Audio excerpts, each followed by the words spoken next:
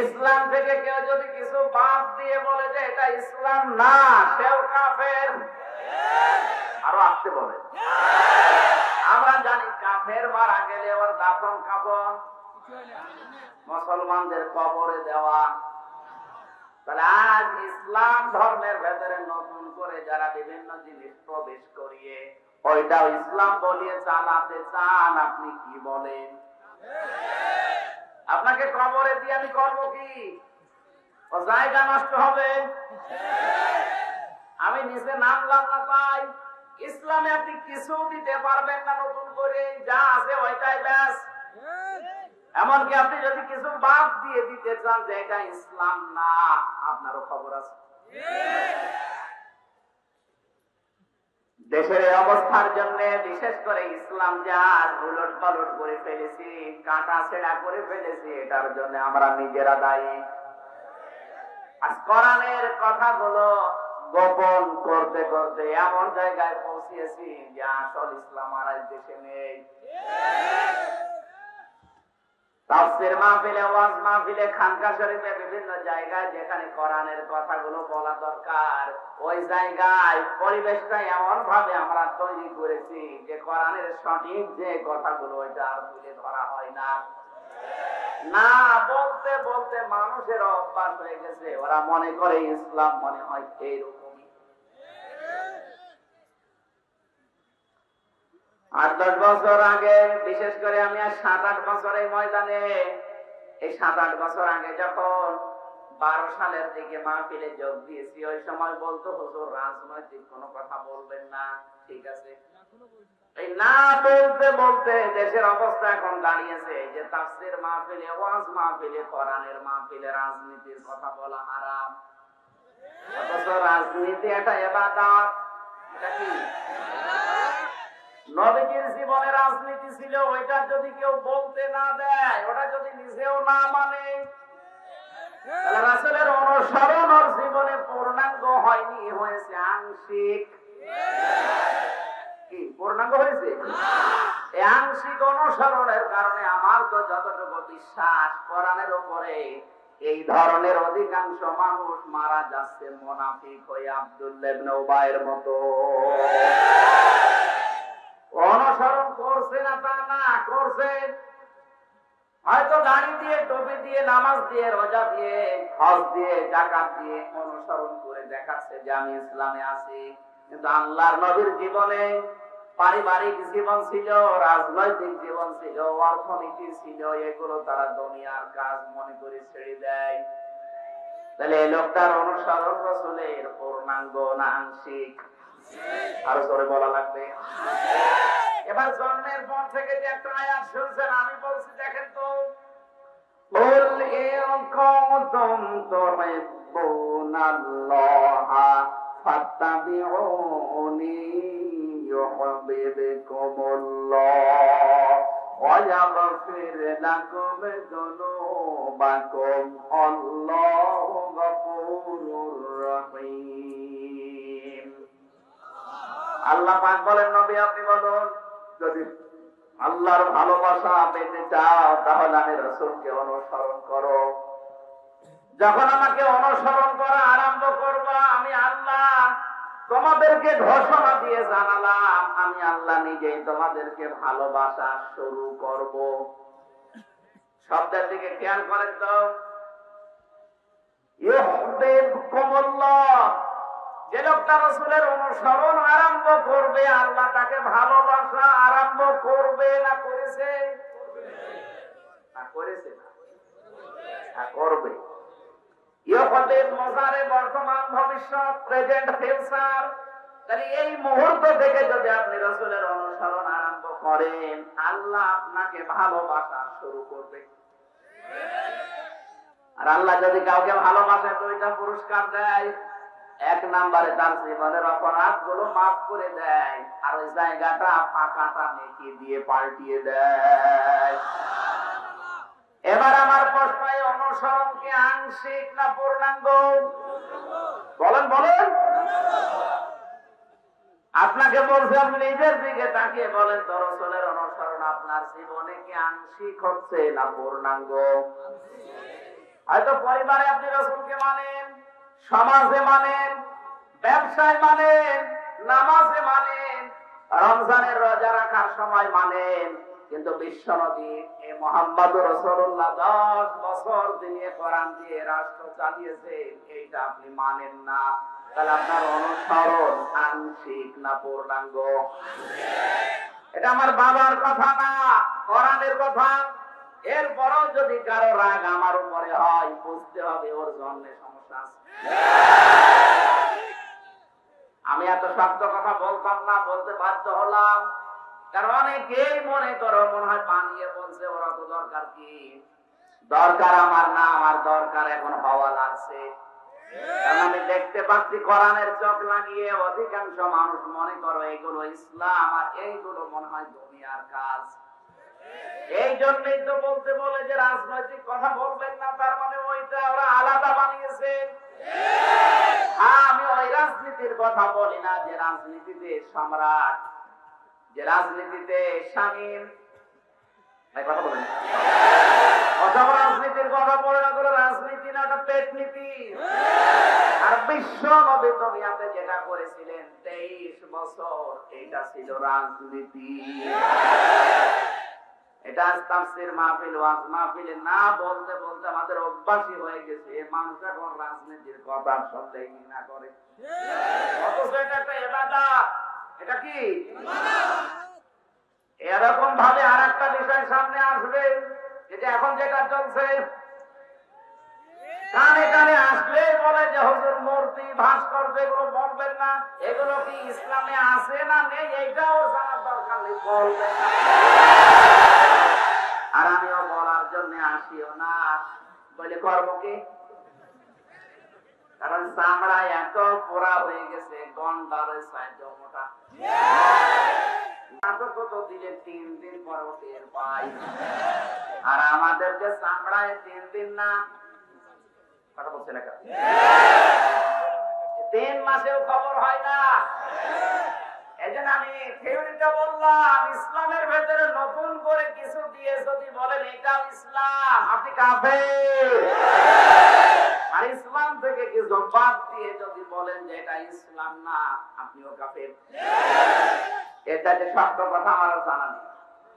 এরপরও যদি আপনার বিবেকের দরজার তালা না খোলে, আমার মনে হয় আপনার বিবেকের উপরে কুকুরে পোশাক করছে।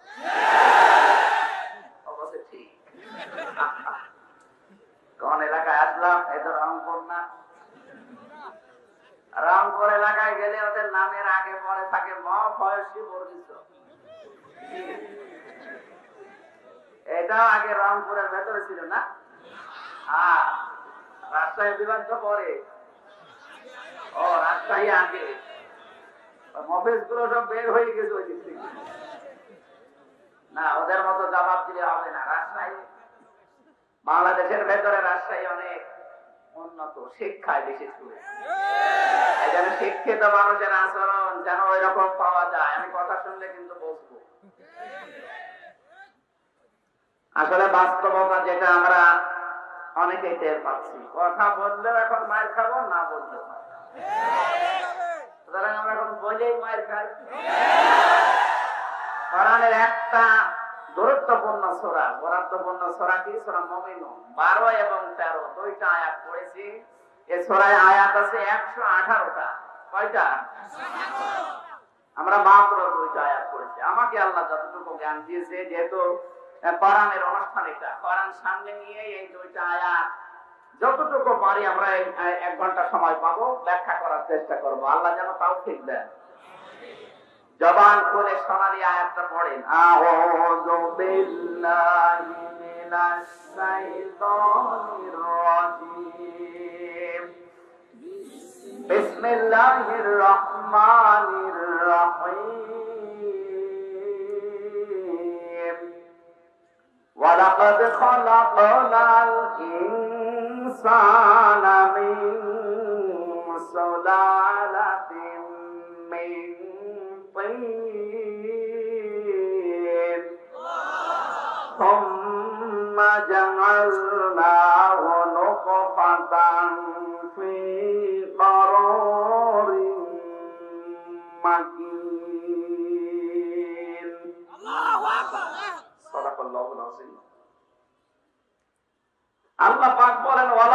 খালাকনা, অবশ্যই আমরা বানিয়েছি বা তৈরি করেছি মানুষদেরকে। খালাকনাল ইনসানা, মানুষদেরকে আমি আল্লাহ বানিয়েছি মিন তিন, মিন সুলালাতিন মিন তিন, মাটির সারাংশ থেকে। মানুষ আল্লাহ বানিয়েছে কি দিয়ে? সবাই বলেন, মাটি বানিয়েছে কি দিয়ে? মাটি। মাটি মাটি দিয়ে বানায়। মাটির ভেতরে মৌলিক উপাদান আছে প্রায় 10টা। এর ভেতরে আছে silicon, iron, sodium, magnesium, potassium, calcium, hydrogen, nitrogen, এরকম 10টা জিনিস আল্লাহ মাটির ভেতরে লুকিয়ে রেখেছেন। মাটির মৌলিক উপাদান কয়টা? মানুষ আল্লাহ বানিয়েছে কি দিয়ে?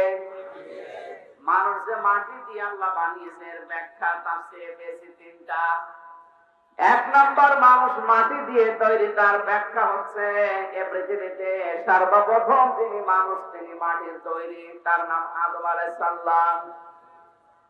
তাফসীরে ইবনে কাসিরের বর্ণনা বলছে 3 জন ফেরেশতাকে আল্লাহ দুনিয়ায় পাঠিয়েছিলেন। 3 জন ফেরেশতা দুনিয়াতে আসার পরে মাটি নিতে পারে নাই কন্দনের কারণে। হযরত আজরাইল সর্বশেষ এসে মাটির উপরে দিয়েছিল খামসা, তার 1 মুষ্টি মাটি, এর ভেতরে ছিল 40 মণ।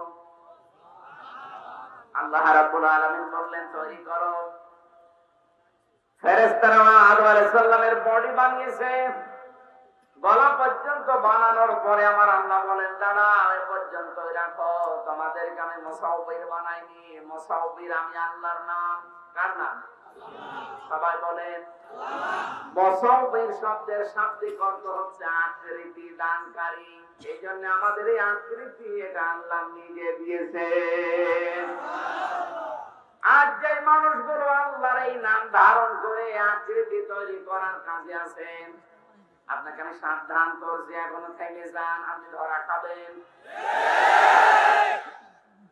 বুঝেছেন নাকি আন্দাজে? রাজশাহী তো অবশ্যই বুঝেছেন। ইঙ্গিত দেওয়ার পরেও যদি কেউ না বোঝে, ওটা গন্ডা। মুসাউবির কার নাম? আরো জোরে বলেন কার নাম? এই নামটা আজ যারা জোর করে নিজেরা নিতে চায়, তাদের খবর আছে, তারা থেমে যায় এখনো। দুনিয়ায় আসল মায়ের পরে আর একটা জগৎ সামনে আসছে। আমার ভাইরা, হযরত আদম আলাইহিস সালামের চেহারা আমার আল্লাহ নিজের কুদরতে হাত দিয়ে বানিয়ে নাক দিয়ে রু দিলেন।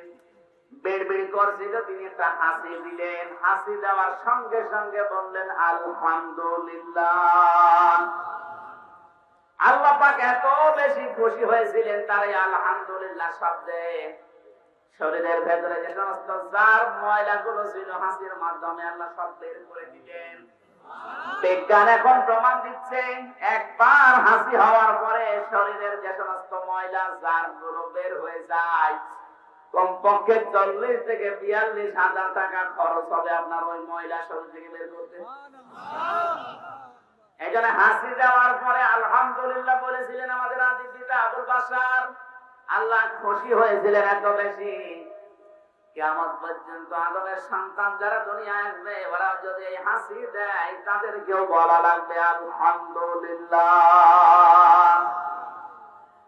শুধু আলহামদুলিল্লাহ ওই লোকটা বলে শেষ করবে তার না, ওর পাশে যে থাকবে তারে বলা লাগবে ইয়ারহামুকাল্লাহ। ওনার পাশে যে আছে তাকে বলা লাগবে ইয়াহদিকাল্লাহ। এত গুরুত্বপূর্ণ, এতদিন পর্যন্ত আমি বুঝেছিলাম না। এই আলহামদুলিল্লাহ বিশেষ করে হাসি নিয়ে গবেষণাগারে যারা গবেষণা করে, তাদের এই তথ্য থেকে আমি বুঝলাম 40-42 হাজার টাকা খরচ করলেও শরীরের ওই উপকার হয় না যেটা একবার হাসি দিলে হয়। জোরে বলেন আল্লাহু আকবার। হযরত আদমের চেহারা কে বানিয়েছেন? মাটি দিয়ে মানুষ তৈরি, কারণ আমাদের আদি পিতা পুরাটাই তার মাটি। দ্বিতীয় নম্বর, মাটির তৈরি মানুষের দ্বিতীয় ব্যাখ্যা, তামাম দুনিয়ার যত খাদ্য সব উৎপন্ন হয় মাটি থেকে। 3 নম্বর, মানুষ মাটির তৈরি, তার ব্যাখ্যা, পৃথিবীতে যত মানুষ আল্লাহ পাঠিয়েছেন, আদম, হাওয়া, ঈসা আলাইহিস সালাম, এই 3 জন বাদ দিয়ে কোন সন্তান বাবার বীর্য ছাড়া আসে নাই। আর বাবার বীর্য তৈরি মাটি দিয়ে, কারণ মাটি থেকে ফসল উৎপন্ন হয়, খাদ্য, এটা মানুষ খাবার হিসাবে খায়, ওটা দিয়ে তৈরি হয় বীর্য।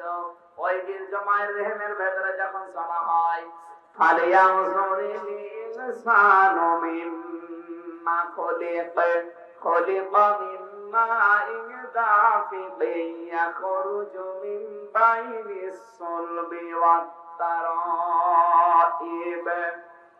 আল্লাহ পাক বলেন, মাজন মানুষকে নজর করে দেখে না কি জিনিস দিয়ে আমি তাকে বানালাম। এমন একটা নাপাক পানি দিয়ে বানিয়েছি যে পানির মূল্য দুনিয়ায় 4 আনাও। কথা বলেন না কেন? পৃথিবীর কোন মার্কেটে কেউ ফ্রি দিলেও নেবে না। এরকম একটা জিনিস দিয়ে আমি তাকে বানালাম।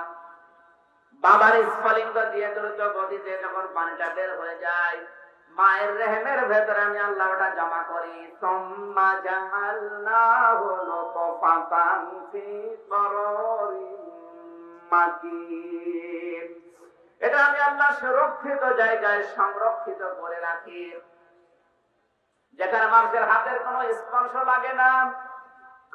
এই নাপাক পানিকে আমি আল্লাহ মায়ের রেহেমের ভেতরে কমপক্ষে 40 দিনে নুতফা বানিয়ে ফেলি। বাকি 40 দিন এটা আলাক বানাই। 43 এটা হয়ে যায় মুদগা। কি হয়? এখান থেকে একটা তথ্য আছে, বিশেষ করে আপনারা যারা জ্ঞানী মানুষ আছেন, শিক্ষিত আছেন, তাদেরকে বলছি মিলাবেন। 3 নম্বরে আমার আল্লাহ কোরআনে শব্দটাকে মুদগা বলে উল্লেখ করলেন। সুম্মা খালাকনান নুতফাতা আলাকাতান ফাখালাকনাল আলাকাতা মুদগা। এই মুদগা শব্দের ব্যাখ্যা আমি হাদিসে পেয়েছি। এটা যদি আজ বাংলার মানুষেরা বসে, বিশেষ করে বাংলাদেশে, ভারতে আর পাকিস্তানে, এই 3টা দেশ থেকে একটা বড় প্রকাশ্য বিভ্রান্তি দূর হয়ে যাবে। আমি কোরআন, হাদিস এবং বিজ্ঞান বলবো। এরপরও যদি কারো সন্দেহ থাকে, আপনি বসেন, কম্পিউটার নিয়ে আপনাকে আমি দেখাবো। এরপরে যদি কেউ অন্ধভাবে ওর বাবার কথা মেনে চলে, বুঝতে হবে ওর কপালে আর হেদায়েত নেই।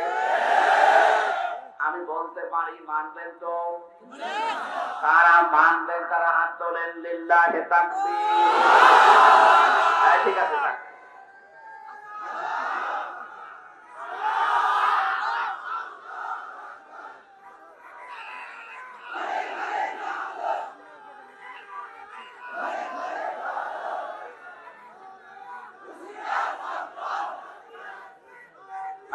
ঠিক আছে, বসে। সময় অল্প, এখনো তাকবীর লাগবে, কথাগুলো বোঝে না। আমার আজকের আলোচনার বিষয় হচ্ছে রবের পরিচয়। যে রবের বিরুদ্ধে বিশেষ করে ষড়যন্ত্র এখন সবচেয়ে বেশি আরম্ভ হয়েছে বাংলাদেশে। পরিচয়টা আমি তুলে ধরি আপনাকে, অন্তত ষড়যন্ত্র থেকে বাঁচার জন্য, আপনি যেন একটু নত হয়ে যান রবের কাছে। আল্লাহর নবী জানিয়েছেন, আলা ইন্না ফিল জাসাদি মুদগাতুন ইযা সালুহাত সালুহাল জাসাদু ওয়া ইযা ফাসাদাত ফাসাদাল জাসাদু আলা ওয়াহিয়াল কলব। হে পৃথিবীর মানুষেরা, জেনে রাখো, শুনে রাখো, প্রত্যেকটা মানুষের শরীরের ভেতরে একটা গোশতের টুকরা আছে। কি আছে? সবাই বলেন। যখন এই গোশতের টুকরা ভালো হয়, পুরা মানুষটা ভালো হয়ে যায়। যখন এটা খারাপ হয়, পুরা মানুষ খারাপ হয়ে যায়। আলা ওয়াহিয়াল কলব, ভালো করে মনে রাখো, জেনে রাখো, এটার নাম হচ্ছে কলব। নাম কি? কলব বলার আগে যে সমস্ত শব্দগুলো নবীজি হাদিসে বললেন, এবার খেয়াল করেন তো। আলা ইন্না ফিল জাসাদি মুদগাতুন, এই পৃথিবীর প্রত্যেকটা মানুষের শরীরে এই গোশতের টুকরা আছে, এর নাম না। আলা ইন্না ফিল জাসাদি মুদগাতুন, কি বললেন? বলেন বলেন।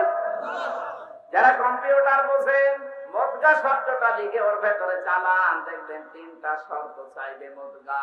মুদগা হতে হলে 3টা শর্ত লাগে। রক্ত লাগে, চর্বি লাগে, আর রাবারের উপরে দাঁত দিয়ে কামড় দিলে যে দাগ বসে ওইরকম ডোড়া কাটা দাগ দেখা যাবে।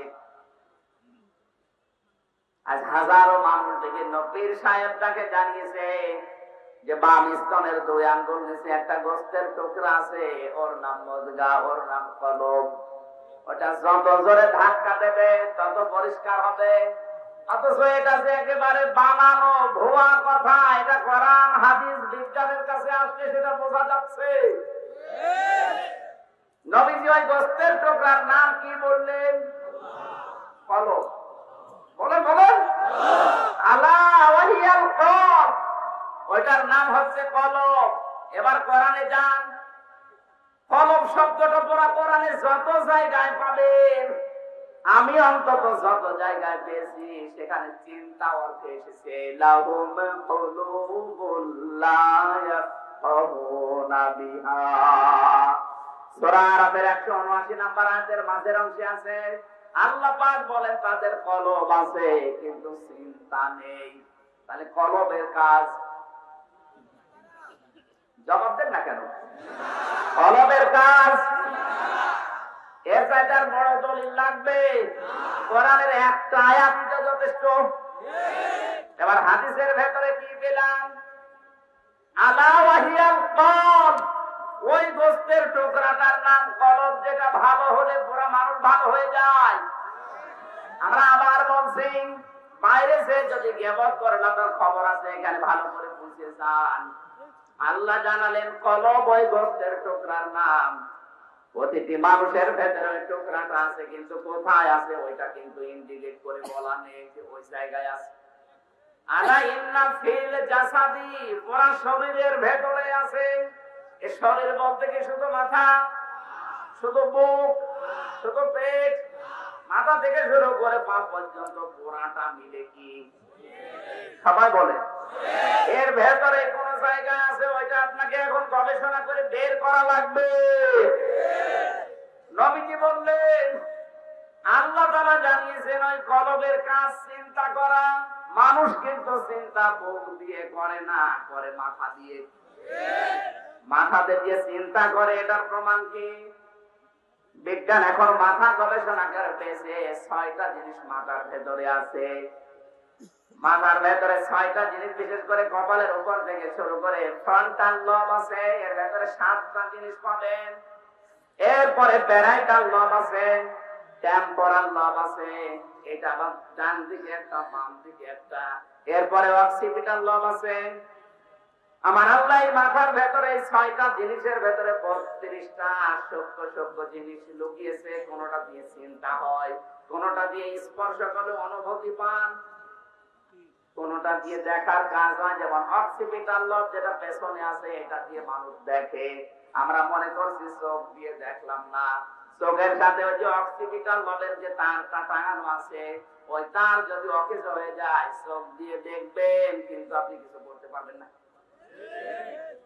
এটা এখনো যাদের পরিপক্ক হয়নি, পরিপূর্ণ হয়নি, বোঝ হয়নি, তখন তারা দেখবে, কিন্তু এটার কাজ তারা করবে না। যেমন বাচ্চা যদি সাপ দেখে, ওর দরজা দরকার ছিল না, কথা বলেন না কেন?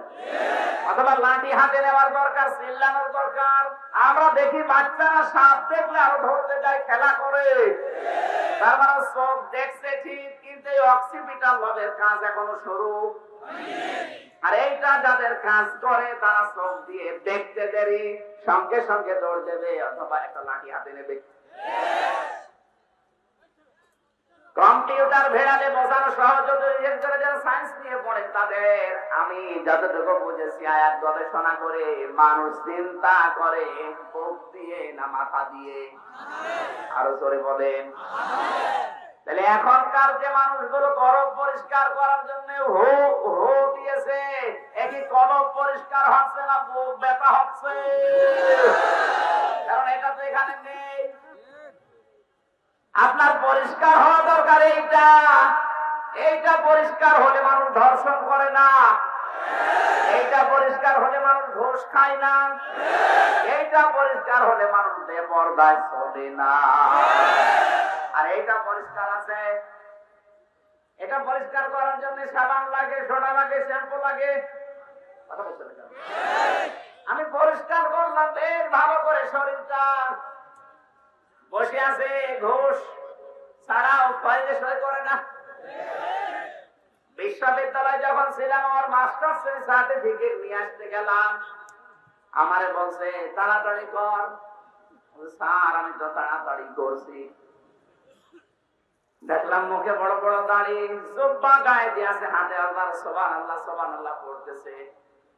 আমারে বারবার বলছে তাড়াতাড়ি কর, আমি শহরের নামাজে জামাত ধরবো। আমি বলি স্যার আমিও তাড়াতাড়ি করছি, আমি গাড়ি ধরবো। মাথায় এবার উঁচু করে বলছে 2000 টাকা বের কর, আপনি নামাজে জামাত ধরবে। আপনার জামাত তো এইটা, সরকার আপনার কাছে 8 ঘন্টা কিনে নিয়েছে, 42,000 টাকা আপনার বেতন। ছেলে মেয়েরা আসবে সই করে সিট মেরে দেবেন, এইটা আপনার জামাত। কোন জামাত ধরবেন যে 2000 টাকা বের কর? ওর পরিষ্কার এইটা আছে কিন্তু এইটা নেই। আজ বাংলাদেশে যারা আছে তাদেরকে বলছি আপনি পীরের মুরিদ হবেন, আমি নিষেধ করছি না। ও যেটা পরিষ্কার করাচ্ছে ওখানে ওইটা নেই। ওর ব্যবসা টিকানোর জন্য ধান্দা খুলেছে। পরিষ্কার করা দরকার এইটা না এইটা। আরো জোরে বলুন। এটা যদি পরিষ্কার হয় কি হয় বাস্তবের দিকে তাকান। খলিফাতুল মুসলিমিন একটু ভালো করে খেয়াল করেন, আমি শুধু বলার জন্য বলছি, শোনার জন্য শুনবেন না, এখান থেকে কিছু নিয়ে যাবেন। খলিফাতুল মুসলিমিন হযরত ওমর রাতের বেলা রাষ্ট্রের দায়িত্বে কাজ করছিলেন। হঠাৎ করে হযরতে আলী রাদিয়াল্লাহু তাআলা আনহু আসলেন। হযরতে আলীকে দেখার সঙ্গে সঙ্গে বললেন, হে আলী, তুমি দেশের প্রধান বিচারপতি, তুমি কি আমার কাছে তোমার নিজের কোন ব্যক্তিগত কাজে এসেছো না রাষ্ট্রের কোন কাজে? হযরতে আলী বললেন, খলিফাতুল মুসলিমিন, আমি তো এসেছিলাম আমার নিজের কিছু কথাবার্তা আপনাকে বলবো এই কারণে। হযরত ওমর সঙ্গে সঙ্গে সামনের যে বাতি জ্বলছিল ওটা তিনি ফু দিয়ে দিলেন। হযরত আলী ডাক দিয়ে বললেন, খলিফা, এভাবে অপমান না করলেও পারতেন। আমি আপনার প্রধান বিচারপতি, এসেছি আপনার সাথে আমার ব্যক্তিগত কিছু কথা বলার জন্য। লম্প বা বাতি যেটা জ্বলছে আলোর ব্যবস্থা আরো বেশি করে করবেন না, আপনি আরো বাতি লিভিয়ে অন্ধকার করে বলছেন তুমি বলো যে আপনি এমন করলেন কেন? হযরত ওমর ডাক দিয়ে বলেন, প্রধান বিচারপতি আলী, এতক্ষণ আমি যেটা করছিলাম এটা রাষ্ট্রের কাজ, আর এই তেলটা হচ্ছে রাষ্ট্রের জনগণের টাকা দিয়ে কেনা। এখন তুমি যেহেতু নিজের ব্যক্তিগত কাজ নিয়ে এসেছো, এটা তো আর রাষ্ট্রীয় কাজ না যে রাষ্ট্রের জনগণের টাকা পয়সা খরচ করা, তেল দিয়ে, ফুয়েল দিয়ে, অয়েল দিয়ে তোমার কাজ আমি করব। হযরত আলী কেঁদে ফেললেন, ডাক দিয়ে বলে, আপনি যে এই সেন্সে এইভাবে কাজ করেছেন আমি বুঝতে পারি না, আমারে মাফ করেন। হযরত ওমর বলে, ভাই আলী, আমি শুধু দুনিয়া না, যেদিন কালিমা পড়েছি ওই দিন আমার আসল টার্গেট হয়ে গেছে আখিরাত। আমার সব সময় চিন্তা হয় জনগণের দায়িত্ব নেওয়ার পরে, বিশেষ করে আমি যদি সঠিকভাবে এই সম্পদগুলো জনগণের জন্য খরচ করতে না পারি, তাহলে কিয়ামতের ময়দানে এই তেলের হিসাব আল্লাহ আমার কাছ থেকে নেবে। হযরতে আলী ডাক দিয়ে বললেন, খলিফা, যে দৃশ্য দেখালেন আপনার প্রতি ভালোবাসা শ্রদ্ধা আমার আরো বেড়ে গেছে। শুধু তাই না, আমি আপনার জীবনের এই শিক্ষা আমার জীবনও বাস্তবায়ন করার চেষ্টা চালাবো। এই হাদিস থেকে আমার যতটুকু বিশ্বাস বা ধারণা, বাংলাদেশে এখন 1734 জন মানুষ মেন দায়িত্বে আছে। প্রধানমন্ত্রী শেখ হাসিনা থেকে শুরু করে আপনাদের এই উপজেলা চেয়ারম্যান জাহাঙ্গীর আলম পর্যন্ত এই 1734 জন মানুষ যদি হযরতে ওমরের মতো এই মন নিয়ে বাংলাদেশ চালায়, এই দেশ মিনি একটা জান্নাত হয়ে যাবে। হযরত ওমরের পরিষ্কার ছিল কি এইটা না এইটা? বলেন বলেন। এরপর আপনার বাবা যদি বলে হু হু করে পরিষ্কার কর, করবি? আপনি করেন, যান, আপনার তো বোধ দেখা। এইটা পরিষ্কার হলে মানুষ পরিষ্কার হয়ে যায়, এইটা পরিষ্কার হলে ওকে পিটিয়েও ঘুষ খাওয়ানো যায় না। কথা বলেন ঠিক কিনা? তাহলে 3 নাম্বার অবস্থায় কি হয়? ওটা মদগা হয়। বলেন, মদগার শর্ত বললাম কয়টা? বলেন বলেন। বাম স্তনের 2 আঙ্গুল নিচে যে গোস্তের টুকরা আছে কেটে বের করেন, ওখানে হয়তো চর্বি পাবেন, রক্ত পাবেন, কিন্তু রাবারের উপরে কামড় দিয়ে দাঁত বসে যাওয়া যে ভাব জোড়া কাটা, এইটা আপনি পাবেন না। বিজ্ঞান পুরা শরীরের বিভিন্ন অঙ্গ প্রত্যঙ্গ গবেষণা করে দেখেছে, মাথার ভেতরে যে মগজ আছে, যার ভেতরে ওই 6টা জিনিস আল্লাহ সাজিয়েছে, ওর এক একটা কালার আবার এক এক রকম। আমার এখানে সবগুলো আছে কম্পিউটার করা। যদি শিক্ষিত মানুষ থাকেন আমি লিঙ্ক বলে দেবো, আপনি শুধু খুঁজে নেবেন, আপনার ঈমান দেখবেন আরো বেড়ে যাবে। এই 6টা জিনিসের ভেতরে যে মগজগুলো আমার আল্লাহ আটকিয়ে রেখেছেন, এই মগজের ভেতরে আপনি চর্বি পাবেন, রক্ত পাবেন, আর দোড়া কাটা ভাব। এক কথা বলেন না কেন? কোরআনের সাথে, হাদিসের সাথে, বিজ্ঞানের সাথে যেটা মিলছে সেটাই মুখ না, সেটা মাথা। এরপরেও যদি কোনো বাবা বলে যে জিকির করে কলব ফাটা, আপনার কলবই ফাটবে, কিছু হবে না। আবার বলছি পরিষ্কার করা দরকার কি? এইটা পরিষ্কার করার জন্য কি দরকার? আরো জোরে বলে। এই জন্য আহ্বান জানাবো যারা দেশের দায়িত্বে আছে, 1 থেকে মাস্টার্স পর্যন্ত আমাদের সিলেবাসে অন্তত 100 মার্কের কোরআন আমরা চাই। এটা যদি আমাদের রাষ্ট্রীয় ব্যবস্থায়, শিক্ষা ব্যবস্থায় এটা দিতে পারেন, আগামী 10 বছরের ভেতরে যারা লেখাপড়া করে এই দেশের দায়িত্ব পাবে, তাদের পরিষ্কার থাকবে কোনটা? বলেন। আমার এই ছোট্ট জীবনে আমি দেখেছি, ওস্তাদ ওযু করছে, ছাত্র পায়ে পানি ঢেলে দিচ্ছে, কারণ তার ভেতরে কি আছে? আমি এইটাও ভার্সিটিতে থাকা অবস্থায় দেখেছি, ওস্তাদ গিলাস নিচ্ছে আর ছাত্র জোতা দিয়ে পিটাচ্ছে। শুধু পিটিয়ে শেষ করে না, বলছে শালা তোরে মেরেই ফেলবো। স্যার বলছে বাবা তুই আমারে ছেড়ে দে, আমি জীবনে আর ক্লাস নেব না। বলছে না, শালা তোরে মেরেই ফেলবো। এইটাও ছাত্র, ওইটাও ছাত্র। ওর ভেতরে এখানে কি আছে আর ওর ভেতরে এখানে কি নেই? এই জন্য সিলেবাস দেখে যা আমার মনে হচ্ছে, এই সিলেবাসে এইটা পরিষ্কার হবে না, এইটা পরিষ্কার করতে হলে এইটা লাগবে। মন থেকে বলেন তো কারা কারা চান শিক্ষা ব্যবস্থা এটা আসুক?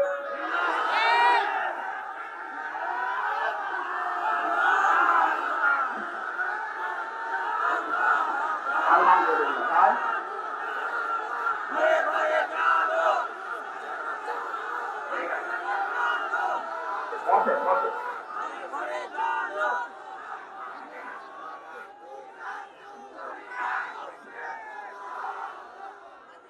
আলহামদুলিল্লাহ। সম্মানিত ভাইরা, আমরা একটা বিষয় পরিষ্কার করতে পারলাম যে এটা যদি কেউ সাফ করতে চায়, এটার বিকল্প দুনিয়ায় আর কিছু নেই। এটা অলরেডি প্রমাণ হয়ে গেছে। অনার্স মাস্টার্স করার পরে যারা শিক্ষক ধরে পিটায়, যারা লাল পানি দিয়ে সকালবেলা কুলি করে, ও যদি আগামী 10 বছরের ভেতরে বিসিএস ক্যাডার হয়ে এই দেশের কোন দায়িত্ব পায়, ওর পরিষ্কার নেই কোনটা? বলেন।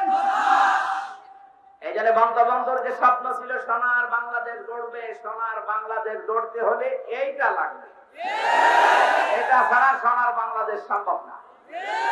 সুতরাং যারা দায়িত্বে আছেন, তার স্বপ্ন পূরণ করার জন্য হলেও সিলেবাসে কোরআন নিয়ে তাড়াতাড়ি সংশোধন করে দিন।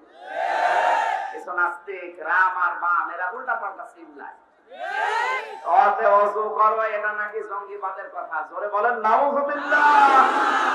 রাতে আজান হলে মসজিদে যাও, এটা নাকি রাজাকারদের কথা? যারা এই কথা বলতে পারে যে ওয়াতে ওযু করো জঙ্গিবাদের কথা, এদের ঈমান আর পাকার কথা না। ওয়াল্লাযীনা সাউ ফি আয়াতিনা মুআজিজিনা, আল্লাহ বলেন এই দুনিয়ায় যারা আমার আয়াতকে ব্যর্থ করে দেওয়ার বিফল চেষ্টা চালাবে, আমি আল্লাহ ওদের জন্য জাহান্নামের আগুন তৈরি করে রাখবো। সুতরাং এই দেশের নাস্তিক রাম আর বাম সেই কয়টা ইসলামের বিরুদ্ধে ডাইরেক্ট ইনডাইরেক্ট যুদ্ধে নেমেছেন, থেমে যান। যদি ভালো না লাগে ৯৬% মুসলমানের দেশ থেকে বের হয়ে চলে যায়। আপনার কারণে তো আমাদের আগত সন্তানদেরকে আমরা জাহান্নামের মুখে রেখে যেতে পারি না। কথা বলে ঠিক কিনা? আমার কথার অর্থ বোঝেন? পরিষ্কার করা লাগবে এটা, আর এইটা পরিষ্কারের একমাত্র হাতিয়ার কোরআন শরীফ।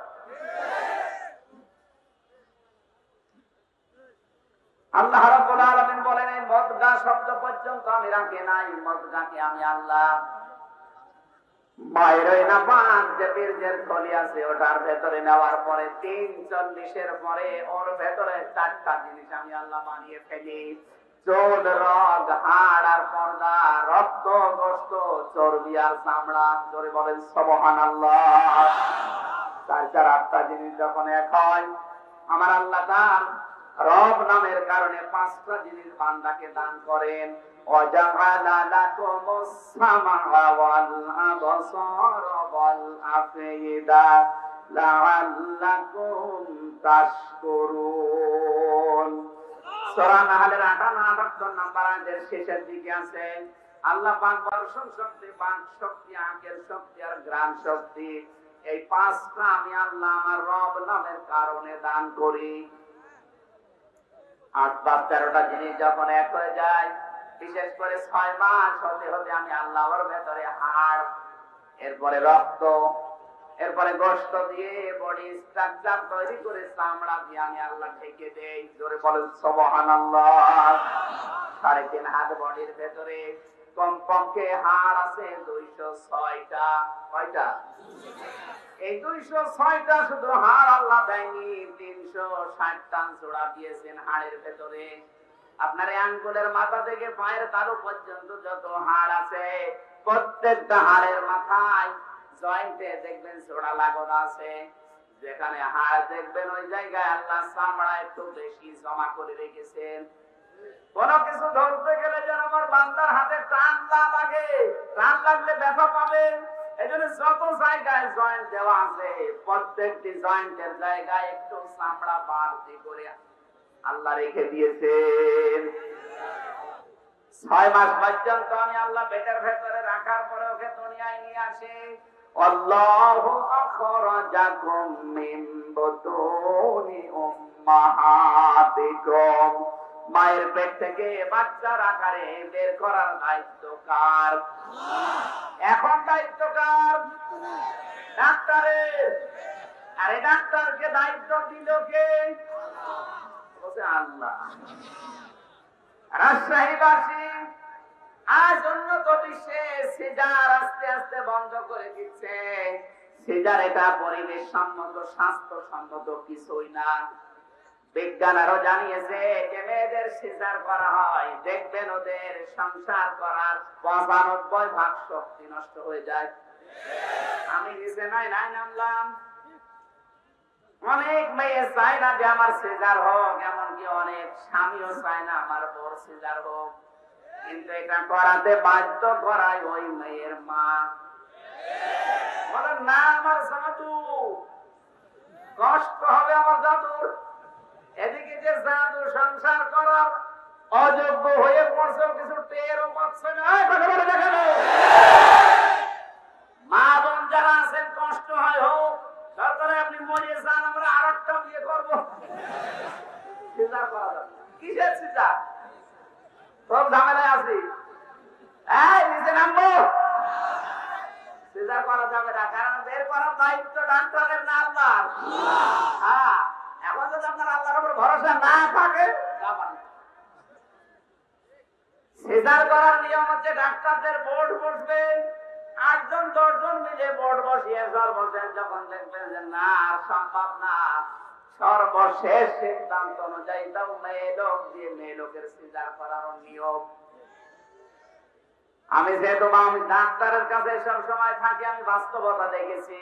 আমার তো মনে হয় কোন পুরুষ মানুষ দিয়ে যদি কোন মহিলার সিজার করানো হয়, যে অবস্থা ওই জায়গায়, ওই মেয়ে লোকের মরে যাওয়া ভালো। আমি নিজে নামলাম না। আল্লাহ পাক বলেন ওকে দুনিয়ায় নিয়ে আসি কয় মাস বয়সে? না, এখানে ভুল। সর্বনিম্ন 6 মাস। 6 মাসের নিম্নে কেউ দুনিয়ায় আসতে পারে না।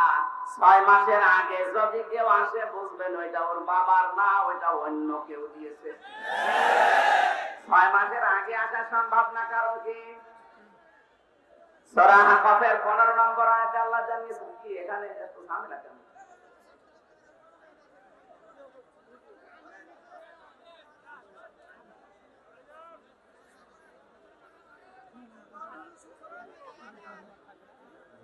সম্মানিত ভাইরা, আমরা এই আয়াতের শেষ পর্যায় পর্যন্ত যদি যেতে হয়, এখন 1-1.5 ঘন্টা সময় লাগবে। অনেক তথ্য আছে আমার এই আয়াতের ভেতরে। যত তথ্য আছে আমার মনে হয় এখানে প্রায় 80 পৃষ্ঠার উপরে লেখা। এতগুলো বলা তো আমি আসলে আসছি কক্সবাজার থেকে, তো মাহফিলটা জোর করে নেওয়া।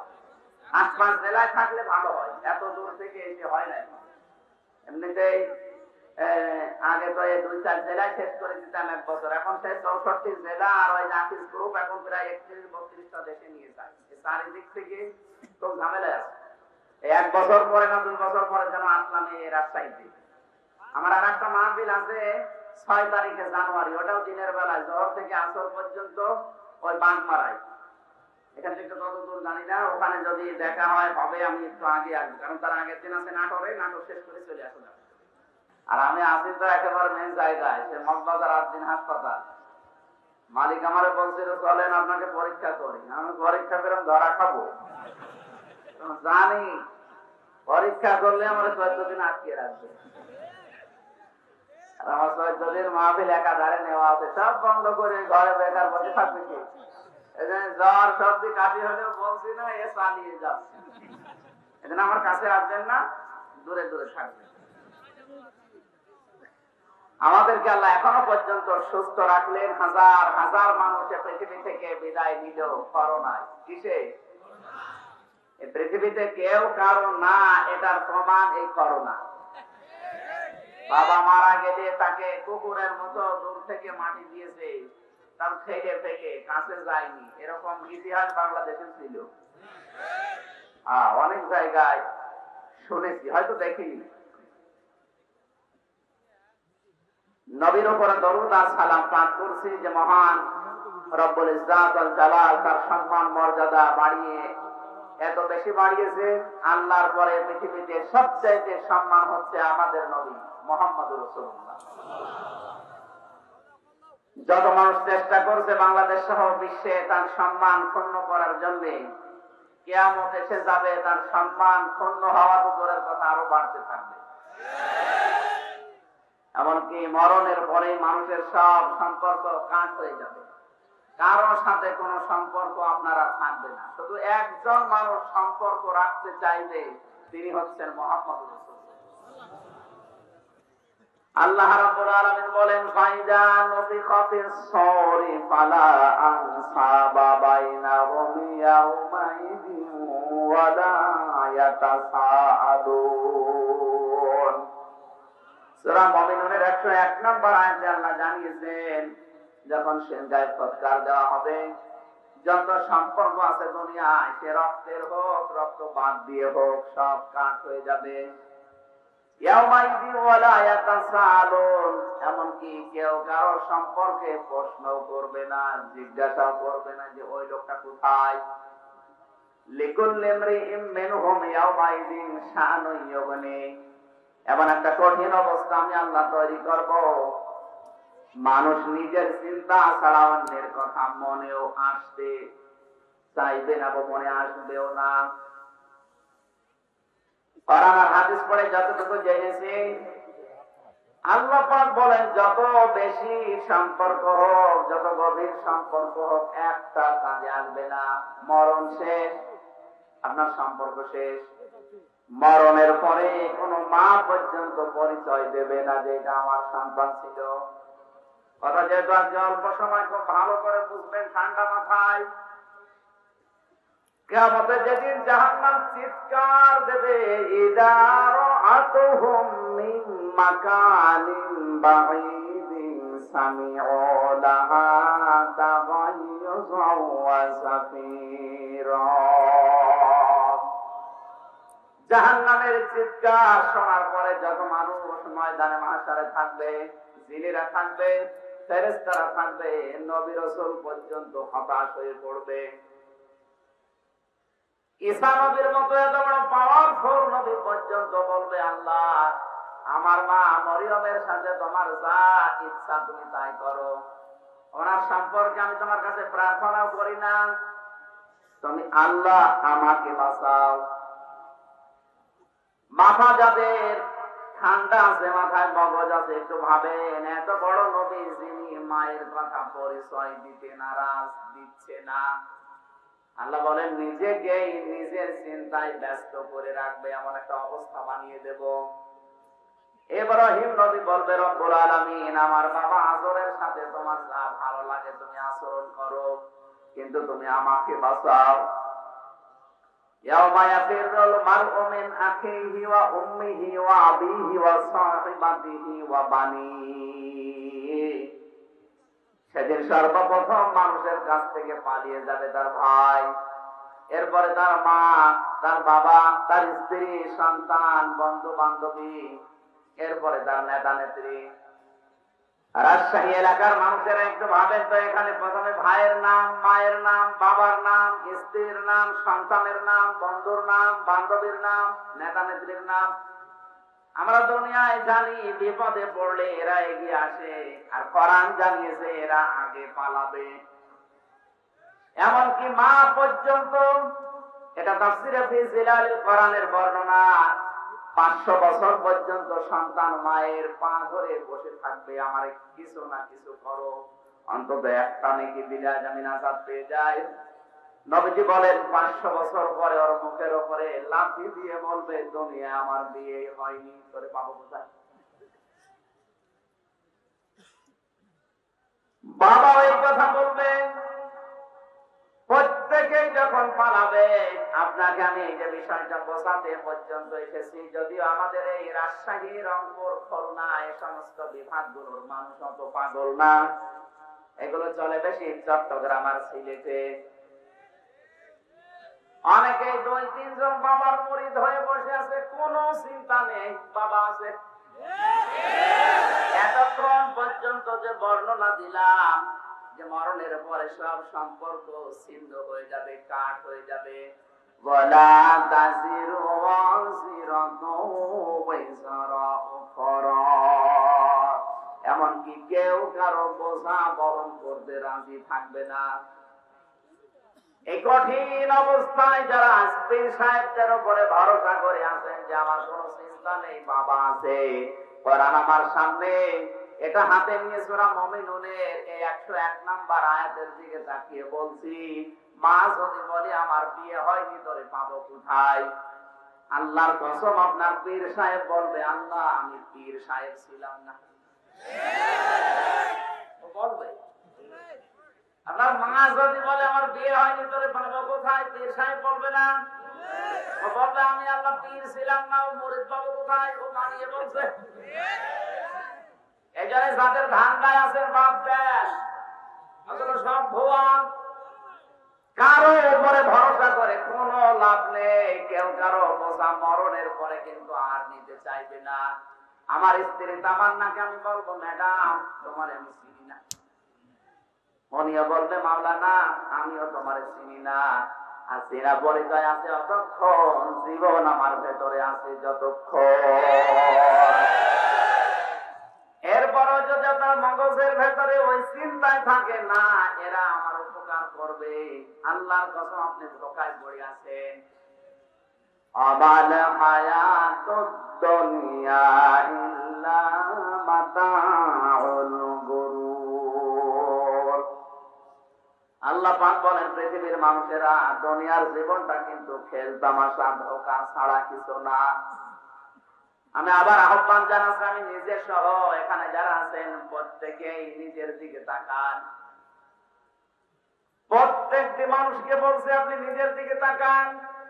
ইয়া আইয়ুহাল্লাযীনা আমানুত্তাকুল্লাহা ওয়াল তানজুর নাফসুম মা কদ্দামাত লিগাদ ওয়াত্তাকুল্লাহা ইন্নাল্লাহা খাবীরুম বিমা তা'মালুন। আল্লাহ রাব্বুল আলামিন সূরা হাশরের 18 নম্বর আয়াতে জানিয়েছেন, ঈমানদারেরা আল্লাহকে ভয় করো, আর প্রতিটি মানুষের উচিত আগামী দিনের জন্য তার প্রস্তুতি কতটুকু আছে এটা যেন সে চিন্তা ভাবনা করে দেখে। এখানে কিন্তু নাজারা শব্দ আল্লাহ দিয়েছেন, র দেয়নি। র মানেও দেখা, নাজারা মানেও দেখা। আর র মানে এমনিতে দেখা সাধারণ ভাবে, আর নাজারা মানে গবেষণা করে চিন্তা ভাবনা করে দেখা। আমাদেরকে যেহেতু আমাদের মালিক জানিয়েছে যে প্রতিটি মানুষের উচিত আগামী দিনের জন্য তার প্রস্তুতি কতটুকু আছে, আর এই মাহফিলটা আমাদের আখিরাতের পুঁজি তৈরি করার জন্য একটা প্রস্তুতি অনুষ্ঠান। কথা বলেন ঠিক কিনা? আজকের এই অনুষ্ঠান থেকে আমরা প্রস্তুতি নিয়ে তারপরে যাব। যে আল্লাহ আমাদেরকে আজকে সুযোগ করে দিলেন আখিরাতের একটা চিন্তা করার জন্য, তাকে ধন্যবাদ দিয়ে বলছি আলহামদুলিল্লাহ।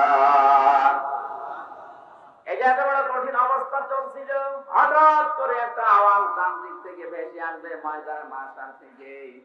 তিনি কিন্তু বলবেন না আল্লাহ তুমি আমাকে বাঁচাও, তিনি মুখ দিয়ে বের করবেন রব্বি হাবলি ইয়া উম্মতি, আল্লাহ তুমি আমার উম্মতকে বাঁচাও। সবার দৃষ্টি যাবে ওইদিকে। এই কঠিন অবস্থায় যেখানে স্ত্রী পরিচয় দেয় না, মা বাবা পরিচয় দেয় না, পীর সাহেব পরিচয় দেয় না, এখানে নিজে পরিচয় দিয়ে নিজের আঁচল আল্লাহর কাছে পেটে দিয়েছে। আমার এই আঁচলের ভেতরে উম্মতকে দিয়ে দেন। কে এটা? তাকিয়ে দেখবে আমার আপনার নবী মুহাম্মদুর রাসূলুল্লাহ সাল্লাল্লাহু আলাইহি ওয়াসাল্লাম।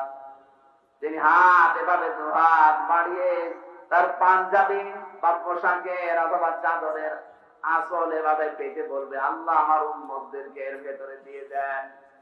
হঠাৎ করে পর্দা পড়ে যাবে সামনে, ডাক দেওয়া হবে এদের সামনে, পর্দা কেন? আমার উম্মত। আওয়াজ আসবে আপনার উম্মত আমিও জানি, কিন্তু আপনি দুনিয়া থেকে বিদায় নেওয়ার পর আপনার রেখে আসা ইসলামেরা উলট পালট করে ফেলেছিল। হাদিসটা পড়ার পরে আমার সবচেয়ে বেশি ভয় হয় বাংলাদেশের দিকে তাকিয়ে, কারণ নবীজির রেখে আসা ইসলাম এখন আর আসলে নেই। যা চলছে অধিকাংশ গুলোই বানানো, তবে আমরা উলট পালট করে ফেলেছি। আল-ইয়াওমা আকমালতু লাকুম দীনাকুম ওয়া আতমামতু আলাইকুম নি'মাতি। আজকের এই দিনে আমি আল্লাহ ইসলামকে পরিপূর্ণ করে দিলাম। আমার যত নিয়ামত আছে আমি আল্লাহ তোদের জন্য সব নিয়ামতকে ওপেন করে দিলাম। আর রাদিতু লাকুমুল ইসলামা দীনান, জীবন ব্যবস্থা হিসাবে তোদের জন্য আমি আল্লাহ ইসলামকে মনোনীত করলাম। আমি নিজেও তার উপরে রাজি আর খুশি হয়ে গেলাম। জোরে বলেন আল্লাহু আকবার। এই আয়াতের পর থেকে যেটা বোঝা যায়, কিয়ামত পর্যন্ত এই পৃথিবীতে ইসলামের ভেতরে নতুন করে কিছু দেওয়া লাগবে না। যদি কিছু দিয়ে বলেন যে এটাও ইসলাম, আপনি কাফের। আসতে বলেন